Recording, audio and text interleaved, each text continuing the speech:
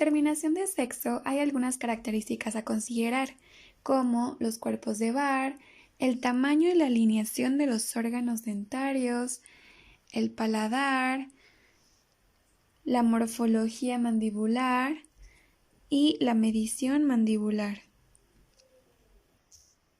Los cuerpos o corpúsculos de Barr se localizan en la cara interna de la membrana nuclear en las células mucosas. Los cuerpos de Barr se pueden buscar en frotis teñidos de mucosa bucal o de pulpa dental, siempre y cuando tengan una conservación aceptable. Respecto al tamaño y alineación de los órganos dentarios, existen diversas investigaciones encaminadas a determinar el sexo por medio de la morfología y tamaño de los órganos dentarios. Sin embargo, se deben considerar con cierta reserva. Los dos incisivos centrales superiores son más voluminosos en el sexo masculino, con una diferencia de 1 milímetro, y la relación mesiodistal del incisivo central y el incisivo lateral es menor en el sexo femenino, lo cual significa que las mujeres tienen los órganos dentarios más uniformes y más alineados. Respecto al paladar, por lo general, el paladar del sexo masculino es ancho y poco profundo, y el del sexo femenino es estrecho y más profundo. El arco dentario también, en el caso del sexo masculino, es grueso y en el femenino es más fino. Los bordes alveolares también son más verticales en el sexo masculino que en el femenino. Respecto a la morfología mandibular, el varón tiene la mandíbula más grande y gruesa y la altura del cuerpo es mayor. Los cóndilos son más grandes y las apófisis coronoides son anchas y altas. En la mujer, la mandíbula es más pequeña y menos robusta en todas sus estructuras. Los cóndilos y las apófisis coronoides son más ligeras.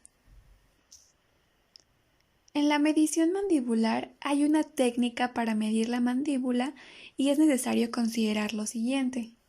La altura de la rama. Esta medida se obtiene mediante el trazo de una tangente desde la cúspide del cóndilo hasta el plano donde reposa la mandíbula. Y en la anchura mínima de la rama se obtiene al medir perpendicularmente la altura.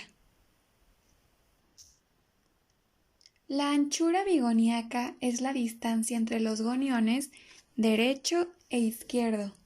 El gonion es el punto más bajo en el borde externo posterior del ángulo de la mandíbula. La longitud total es la distancia del borde anterior al mentón y el punto de intersección de la línea sagital con la línea que une los bordes posteriores en el ángulo de la mandíbula.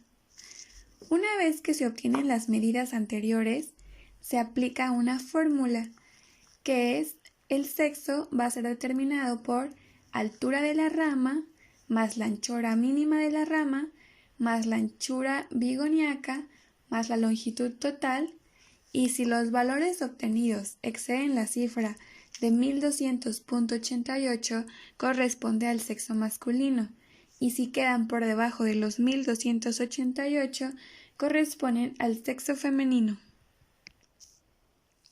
Para la determinación de la edad, por lo general, se utilizan las piezas dentarias, porque suelen conservarse mejor que otras partes del cuerpo y nos proporcionan una mejor indicación de la edad.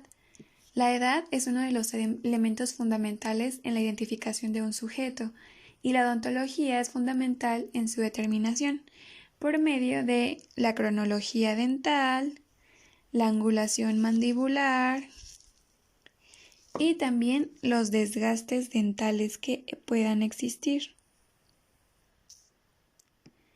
Cabe recordar que el crecimiento y desarrollo de la dentición humana empieza durante el periodo prenatal y requiere cerca de 20 años o más para completarse. Se pueden utilizar los puntos importantes del desarrollo para investigar lo que es la maduración de la dentición y puede caracterizarse por procesos básicos como el crecimiento proliferativo, la mineralización de la corona, la mineralización de las raíces y la erupción dentaria. Respecto a la angulación mandibular, podemos considerar que en un recién nacido, la angulación es aproximadamente de 170 grados. Cuando surge la segunda dentición es alrededor de 150 grados y en el adulto disminuye de 100 a 110 y en los ancianos de 130 a 135. Para la determinación del grupo étnico hay algunas características que nos permiten saber cuáles podrían ser el grupo étnico al que pertenece la persona, como el tubérculo de Carabelli.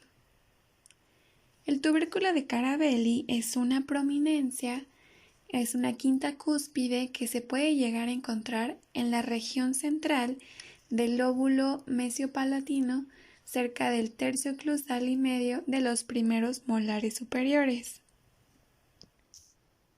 La determinación probable de ocupación se pueden saber por señas particulares que se localizan en el aparato bucodental y su etiología se debe a factores externos, directos o indirectos. Se pueden relacionar con profesión, ocupaciones u oficios. Respecto a la determinación de probable posición socioeconómica, tenemos que el estado de salud en que se encuentra la cavidad oral, así como el tipo y la calidad de los diferentes tratamientos que puede llegar a presentar, nos dicen mucho sobre la probable posición socioeconómica del sujeto de estudio.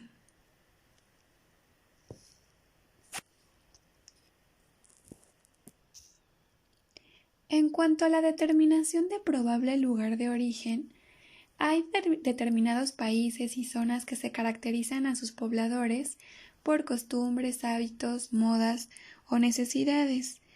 Por ejemplo, en algunas zonas que puedan presentarse fluorosis dental o igual las coronas o restauraciones de oro que son propias de algunas localizaciones sudamericanas, entre otras posibles características que nos pudieran arrojar datos respecto al probable lugar de origen.